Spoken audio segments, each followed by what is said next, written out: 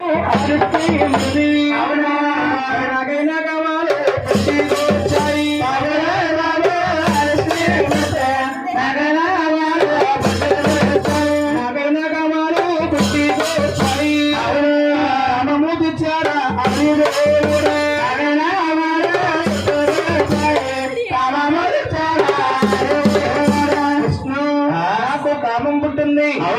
కామాన్ని తీర్చు నన్ను పొందవయ్యా అనగానే మహావిష్ణువు నుండి రెండు సెలవులు ముసుకుంటున్నాడు.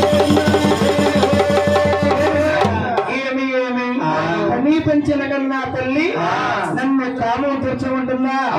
అమ్మా తల్లి తప్పమ్మా నా తల్లి తల్లి రామ రామ వెళ్తామా కాడే చెప్పమ్మా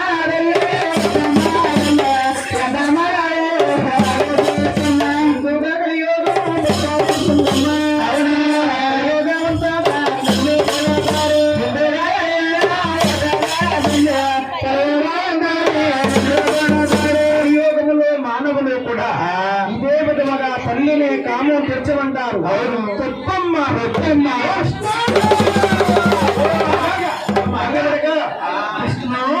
నీవు నా గర్భంలో పుట్టలేదు బాబు. కాబట్టేనే తల్లి నీవు ఎలా పుట్టావంటే మరి గుడ్డేలో పుట్టావు. అవునా బిడ్డయ్యా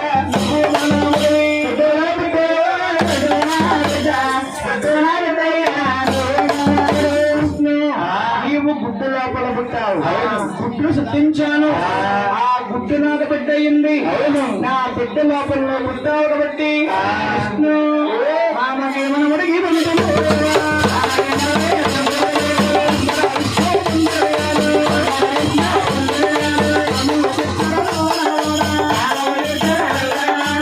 అయ్యయ్యో నీవు చూస్తావు చెప్తావా నీ కమవా నేను తీర్చను. అరణ్య కాదు విష్ణు నా కామాన్ని తీర్చి హరియోగములో దేవుడిగా ఉంటామనుకున్నాను. ఉండబెట్టావాడిని కాదు. మూడో నేత్రము దాల్చుకుని మహావిష్ణాన్ని అపమార్చిందు గోవిందా. కూర్చో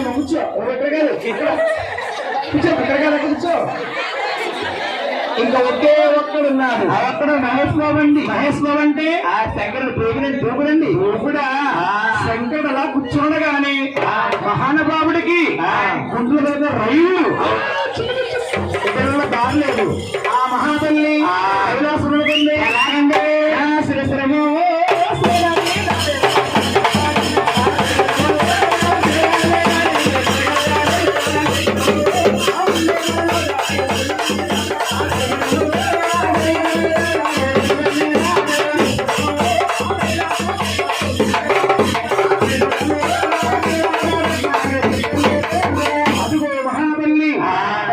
వెళ్ళి గౌరీ శంకరుని చూసి అంటుంది బాబులే బాబు నాకైనా కామాలు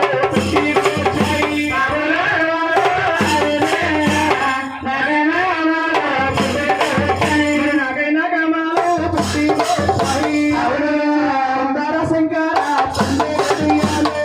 కామాలు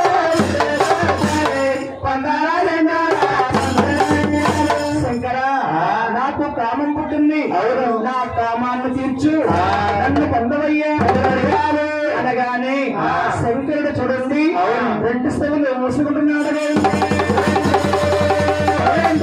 ఏమి ఏమి పని పెంచిన కన్నా తల్లి నన్ను కాము తీర్చమంటుందా.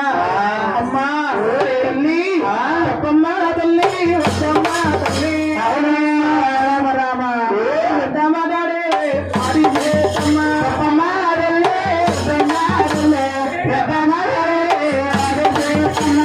ముందుగా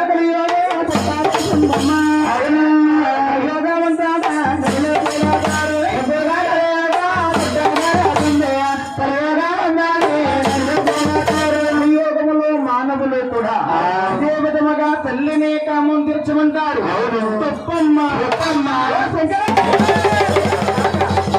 శంకర పెట్టే శంకర ఎవరా బ్రహ్మలోకం వెళ్ళాను. బ్రహ్మదేవుడు ఇదే విధంగా సమాధానం వచ్చాడు. వాడిని అతను హతమార్చాను. ఇలా రా, వైకుంఠపట్నం వెళ్ళాను. మహావిష్ణువు కూడా ఇదే విధంగా సమాధానం ఇచ్చాడు. వాడిని హతమార్చాను. ఎంతావా నా మాట నువ్వు విను.